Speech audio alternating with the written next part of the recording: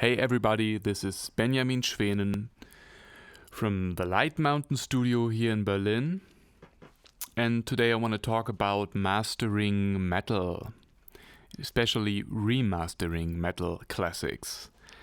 And I have here a song from the first Solstice album called Cataclysmic Outburst from the early 90s. Scott Burns mixed it at the Morrisound Studios in Florida.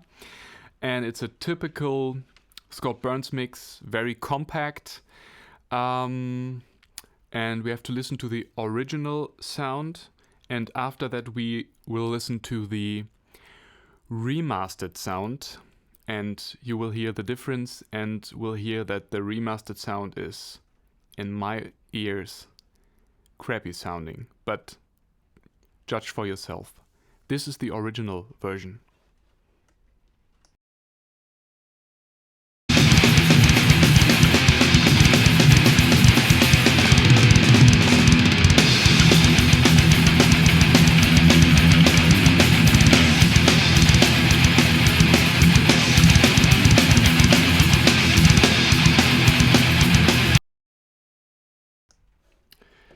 Yes, I like that Alex Marquez is playing drums there, and I like that nice Alex Marquez open snare sound. And now we listen to the remastered version, I think of 2006.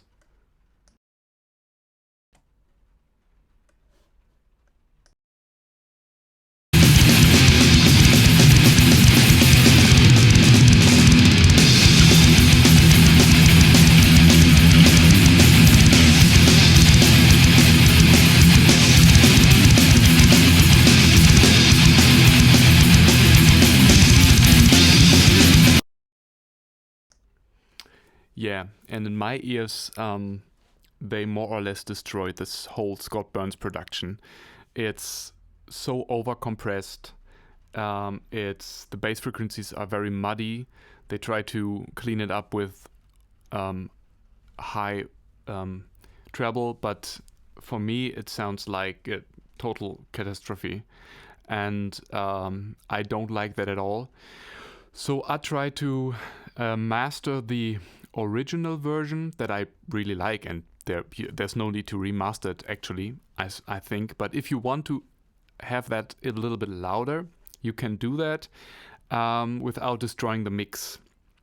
You can have a listen to my mastering of the CD track from 1992 and judge for yourself. I can engage the mastering chain and you can hear the difference.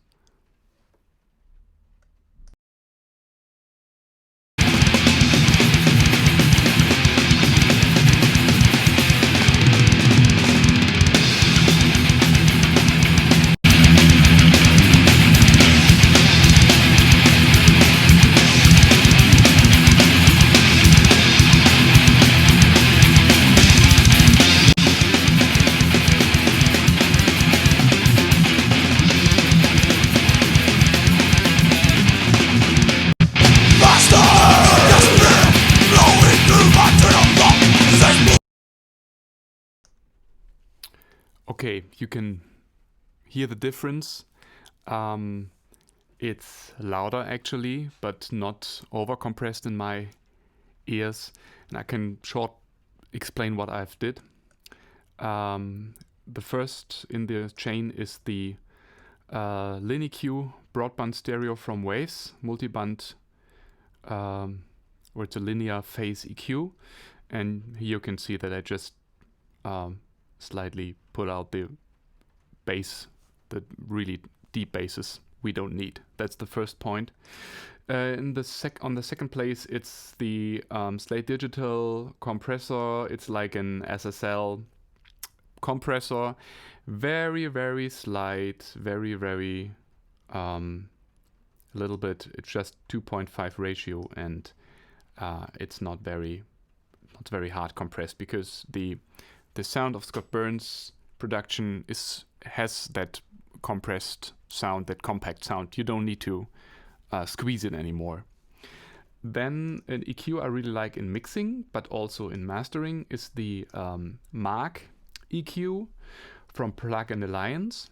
And what I find listening to the mix of the original release is that the deep basses are underrepresented. So I boost 40 hertz with 2 dBs here, and I open up the higher mids just a little bit, 0.5, and then I use that air filter I really like.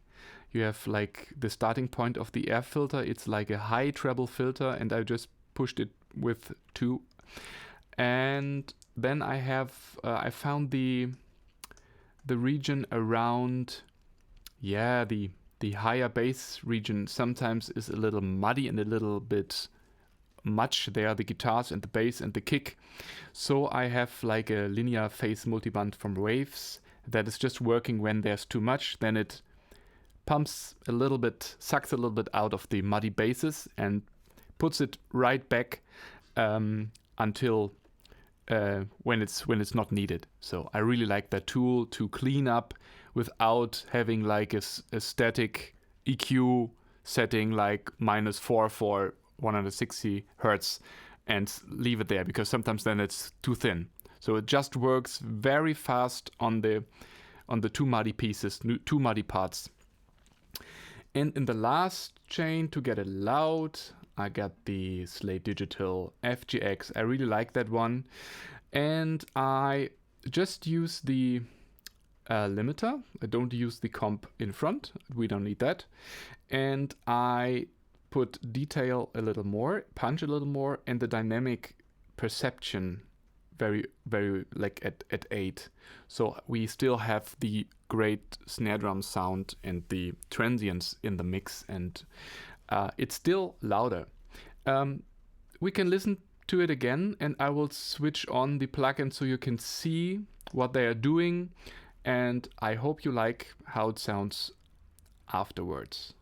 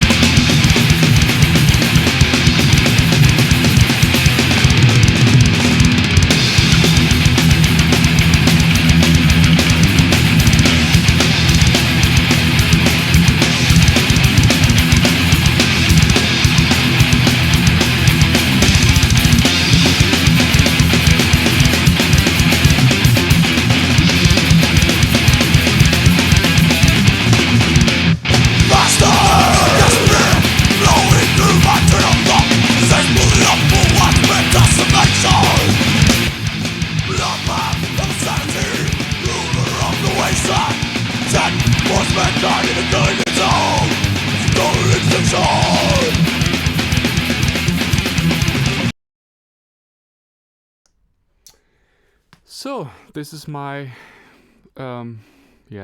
my strategy to get it a little louder without destroying the mix completely.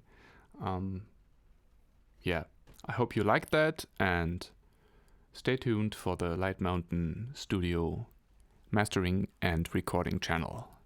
Have fun!